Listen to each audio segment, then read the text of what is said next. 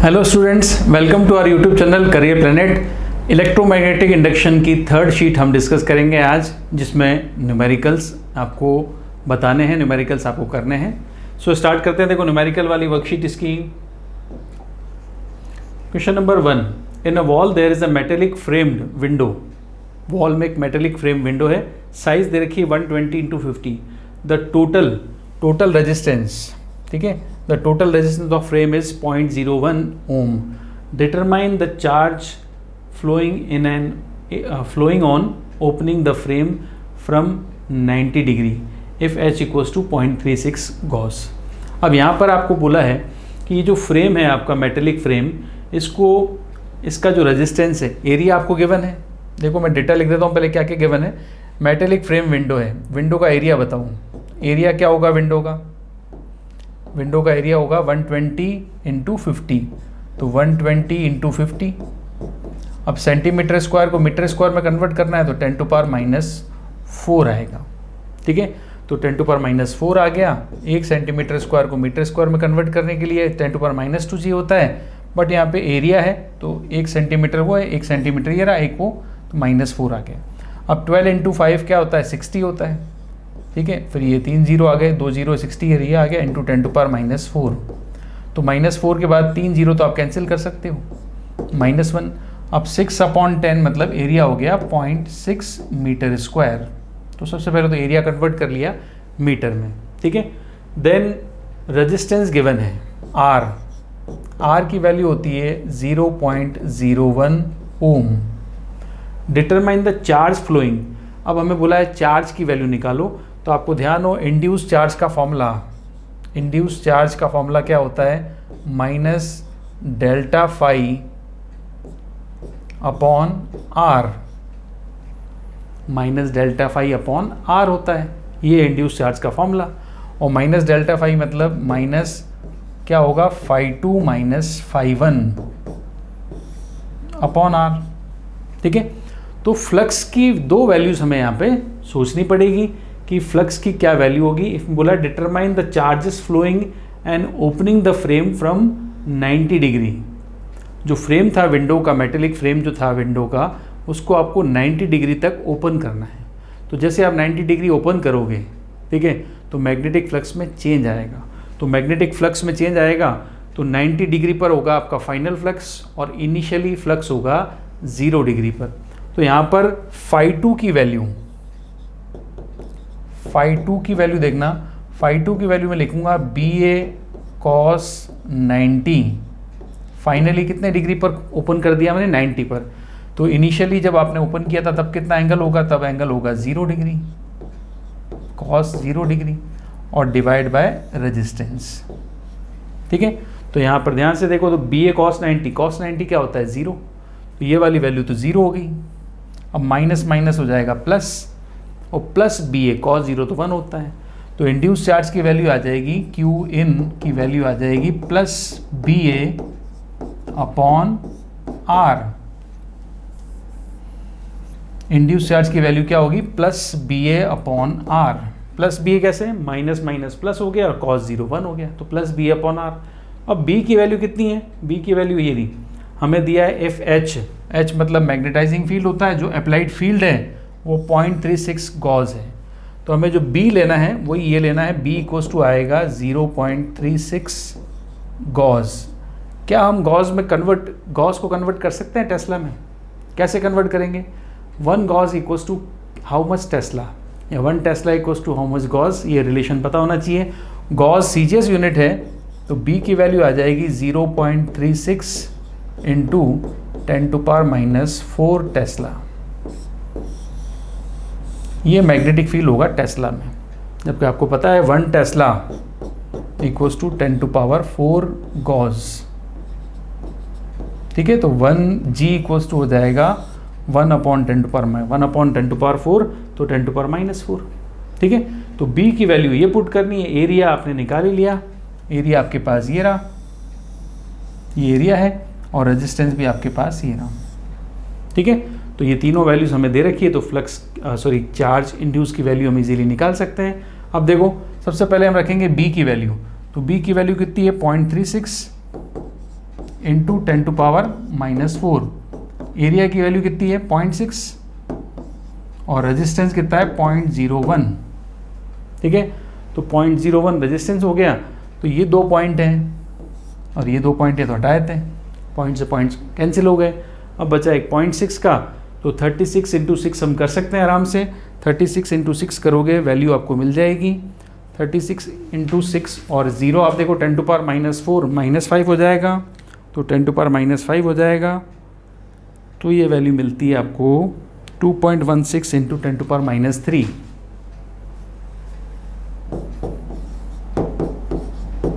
10⁻³ 10⁻³ coulomb. ठीक है, तो उसको सॉल्व करना था बस, आपने कर लिया होगा, आंसर आया 2.16 × 10⁻³ कूलम। ठीक है, नेक्स्ट देखो अगला क्वेश्चन देखो, the magnetic flux link with the coil of 50 turns is, तो ये फाई की वैल्यू गिवन है आपको 0.02 cos 100πt वेबर, फ्लक्स की वैल्यू गिवन है। ठीक है, वेबर आपकी यूनिट है। देखो, determine maximum induced voltage, induced EMF at time, induced electric current at time, extra resistance R की वैल्यू गिवन है 100। तो आपको पता है इसमें n टर्न्स के साथ यहाँ पर आपको दिया है फ्लक्स की वैल्यू 100πt। सो फ्लक्स की वैल्यू दे रखी है तो इंड्यूस्ड ईएमएफ की वैल्यू हम निकालते हैं। तो इंड्यूस्ड ईएमएफ की वैल्यू आपको पता है, अभी हमने निकाली थी, लास्ट शीट में भी निकाली थी। इंड्यूस्ड ईएमएफ की वैल्यू होती है -dφ/dt, राइट। और फ्लक्स की वैल्यू डायरेक्ट ये दे रखी, तो ना हमें बी चाहिए ना हमें एरिया चाहिए, सीधा फ्लक्स की वैल्यू दे रखी है, हम यहाँ पे पुट कर लेंगे। माइनस कांस्टेंट आ रहा है 0.02। ठीक है, हमें डिफरेंशिएशन करना पड़ेगा किसका, cos 100πt का अपॉन dt, इसका डिफरेंशिएशन हमें करना पड़ेगा। ठीक है, तो cos का डिफरेंशिएशन हमें पता है क्या होता है, माइनस का 0.02 तो है ही, और cos का डिफरेंशिएशन क्या होता है, cos का डिफरेंशिएशन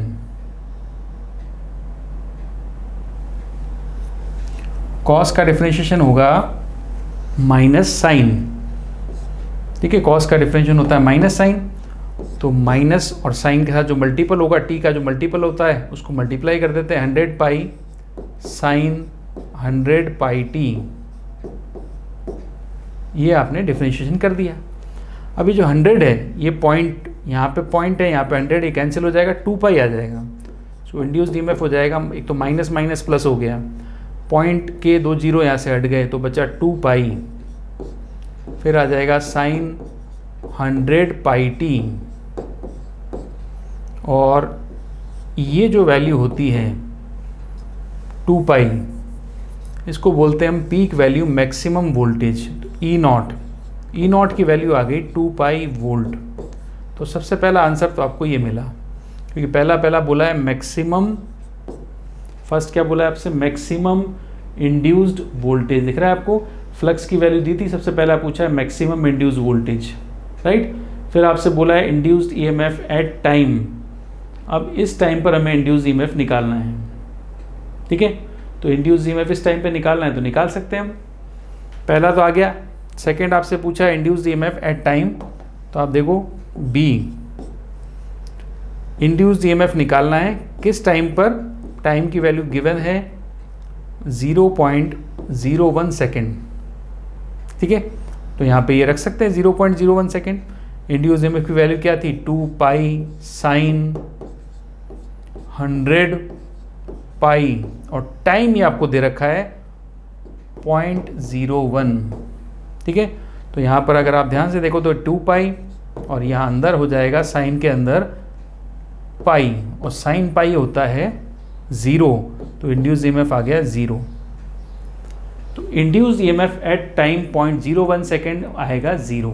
ठीक है, नाउ थर्ड देखो, थर्ड आपसे पूछा है induced electric current at t equals to 0.005। अब ये 0.005 पे पूछा है, 0.01 पे तो यहाँ पूछ लिया, अब 0.05 पर पूछा है, तो करंट पूछा है, तो करंट पूछा है तो उससे पहले हमें ईएमएफ तो निकालना ही पड़ेगा, तो पहले हम ईएमएफ निकाल लें, 2π, फिर दिया हुआ है साइन साइन के साथ यहाँ पर दे दिया 100 पाई, ये तो है ही सी आपके पास इक्वेशन जो ईएमएफ की थी, वो तो है ही इक्वेशन आपके पास ये वाली। इसमें अगेन ईएमएफ हमें कब निकालना है, ईएमएफ हमें निकालना है टी की वैल्यू कितनी रखेंगे 0.005, ठीक है। तो 0.005 सेकेंड पर हमें निकालना है, तो हम इसमें टी की वैल्यू 0.005 रख देते हैं, 0.005, ठीक है। अब 0.005 का मतलब अगर ये 2 0 कैंसिल करें तो आपको पता है 2 पाई साइन 2 0 हट जाएंगे तो 0.5 मतलब 1/2 होता है, मतलब π/2 हुआ, और साइन π/2 मतलब 1। तो इंड्यूस्ड ईएमएफ की वैल्यू आ जाएगी। हमें चाहिए था करंट की वैल्यू आती है इंड्यूस्ड ईएमएफ अपॉन रेजिस्टेंस से। इंड्यूस्ड ईएमएफ साइन π/2 1 होता है, इंड्यूस्ड ईएमएफ आएगा 2 पाई वोल्ट अपॉन रेजिस्टेंस कितना है वो आपको दे रखा है, देखो 100 ओम, 100 से डिवाइड कर देंगे, ठीक है। तो यहाँ पे 100 से डिवाइड कर दिया 100 ओम, तो करंट आ गया 2 पाई इंटू 10⁻² लिख सकते हैं, 100 को ऊपर ले जाएंगे -2, या फिर मैं इसको लिख सकता हूँ 2 पाई, हाँ सही है, 2 पाई इंटू 10⁻² लिख देता हूँ एम्पियर, ठीक है। या फिर मैं इसको मिली एम्पियर में कन्वर्ट करना चाहता हूँ, वो भी मैं कर सकता हूँ, राइट। तो ये क्वेश्चन था, इसके 3 पार्ट थे, ABC, तीनों पार्ट हमने निकाल दिए। अगला क्वेश्चन देखो, ये न्यूमेरिकल था। अगला, a rectangular coil of 1000 turns, area 0.2 into 0.1 metre square, rotates at 4200 revolutions per minute in a magnetic field 0.2 Tesla. Calculate maximum value of induced EMF of coil. Maximum value of induced EMF बोला है, और ये जो rectangle coil है ये rotate कर रही है मैग्नेटिक फील्ड में। तो मैग्नेटिक फील्ड में रोटेशन का जो ईएमएफ होता है E0, ये हम पढ़ चुके हैं, NBA ओमेगा, ये फॉर्मूला हमें यूज़ करना पड़ता है maximum value of induced EMF निकालने के लिए, ठीक है। अब n नंबर ऑफ टर्न्स है, वो आपको दे रखे हैं 1000 टर्न्स, तो सबसे पहले n लिख देते हैं, n कितना है 1000 है। फिर एरिया 0.2 इंटू 0.1 दे रखा है, तो उसको 0.02 लिख दो मीटर स्क्वायर, 0.2 इंटू 0.1 दोनों मल्टीप्लाई कर दो, ठीक है।